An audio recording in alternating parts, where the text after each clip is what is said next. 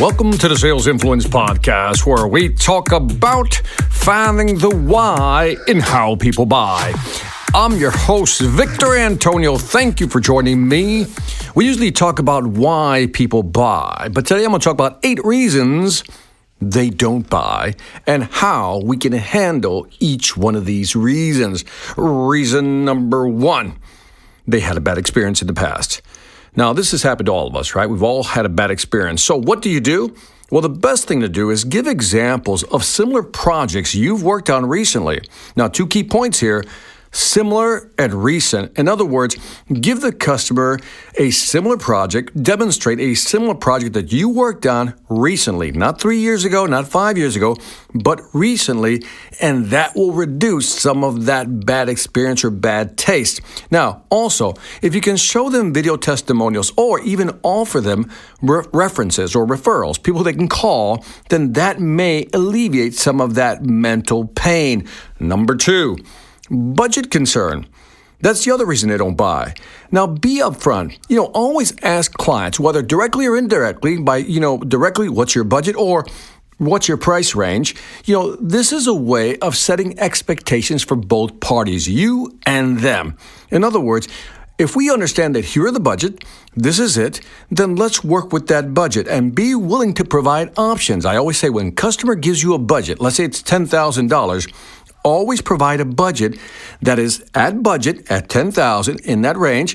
Also provide an option that's below that, maybe at $9,000, and then always provide one that's above, let's say $11,000 or $12,000. And you may be surprised how many people will still go for the top one, the most expensive option. Number 3, third reason they don't buy are payment options. Now, this is interesting. Let's talk about this. This is not about budget. It's about a payment option. See, the prospect may be willing to spend at budget or more if there are payment options. Now, there's a difference between what they can afford, budget, and what they're willing to pay, monthly payments. So keep those 2 things separately. Too often, we clump the 2 together. There's a difference between budget and payment options. Also, keep in mind, customers are not going to ask you about payment options. The majority of people won't. It's just too embarrassing. So again, it's good for you as a salesperson to raise the fact that you do offer some type of payment option. Next, over or under buying is another reason they hold back. In other words, nobody wants to overbuy, but nobody wants to underbuy. So prospects are always afraid of not buying enough or buying too much. See, by giving them the good, better, best, you know what I'm talking about? The 3 options: good, better, and here's best option proposal. This will reduce that anxiety. Also, by the way, if you sell to homeowners, knowing how long they plan to stay in the house or are going to use it is a key question that will help you understand or alleviate some of this under and overbuying. So, for example, if they're only going to be in there 1 more year, then let's not oversell them. But if we know that they're going to be in there for the next 10 to 15 years, let's try to sell them the most expensive option. Next, timing issues. Very similar to what I just talked about. Prospects are worried about when it will be done. In other words, when we say we're going to deliver on something, will it be done in a timely manner? In other words, will it be on schedule?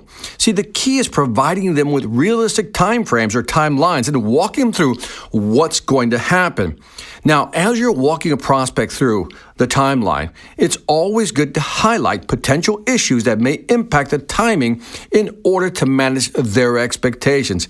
Tie this conversation down with past experiences with past clients and let them know what's happened in the past. And again, this makes them feel good about the timing issue. Next problem: too many options. Yes, customers with too many options get confused. So again, what's the solution? If your prospects are overwhelmed, our job is to reduce that anxiety by actually walking them through slowly, almost funneling them. Let me use that phrase again, funneling their decision-making process. So in other words, if you're talking to a client, let's first understand upfront, ask them about their needs. What is that you need? And then ask them about their objectives. What are they trying to accomplish? And then let's talk about time frame, right? So needs, objectives, and time frame. Now, as I'm talking to the client, and we have all these options, I can always go back to their needs, objectives, or time frame to narrow down what options make sense for them. So use that flow. Also, paying too much. That's right. Customers have something called payment regret. That's when you basically, you pay too much. Nobody wants to pay. So as you're pulling your proposal together, inform the prospect that your pricing is in line with what's going on in the market. Yeah, you may be 5% over or under, but let them know that your pricing is fair pricing. Also, I've said this in the past, you have to be steadfast in discounting. In other words, avoid discounting.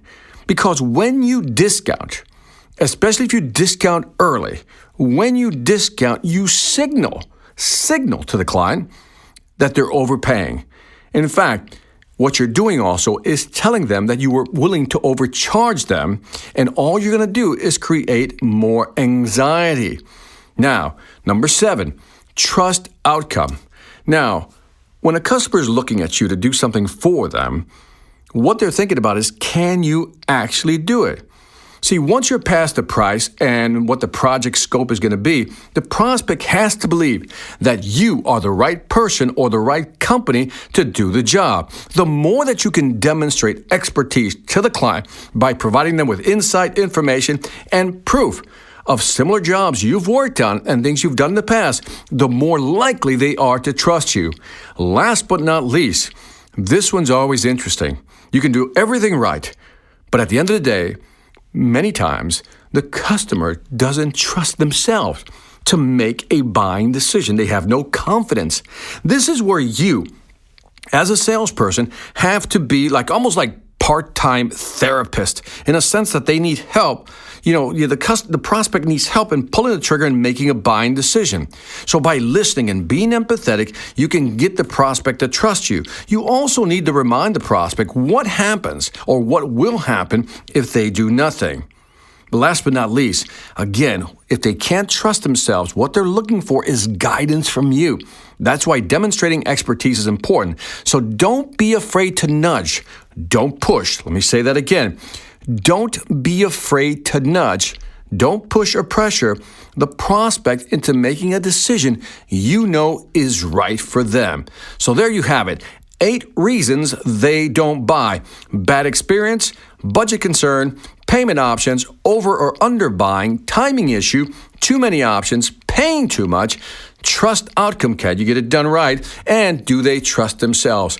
The next time you're talking to a customer and you feel that pullback, you feel that hesitation, what I want you to do is go through these 8 scenarios. Obviously, before you're talking to a customer, go through these 8 scenarios so you'll be able to identify why they won't buy, especially when your presentation was completely done right, the pricing was solid, in line with the market, and you're wondering, why didn't they buy? And I'm telling you, it's one of these 8 reasons. And the sooner you're able to identify which one it is, the more likely you are able to actually address that issue and then convince the customer that you are the right option in the market. And that is it for the Sales Influence Podcast. Let me know what you think. Leave me some feedback on iTunes, Stitcher, or YouTube. As always, I appreciate your feedback. Also, check out my online sales training platform. You know the deal, the Sales Velocity Academy. We're over 40 courses, 400 videos, my books. So if you're serious about increasing your sales velocity, go to salesvelocityacademy.com. That's salesvelocityacademy.com.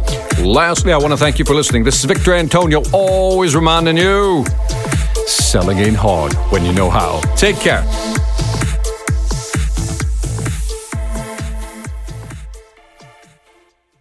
Hi, I'm Victor Antonio. I'm an author, sales trainer, and keynote speaker. I'm often asked, what makes a great speaker? Is it someone who delivers real content that the audience can use? Is it someone who engages the audience so they're part of the learning experience?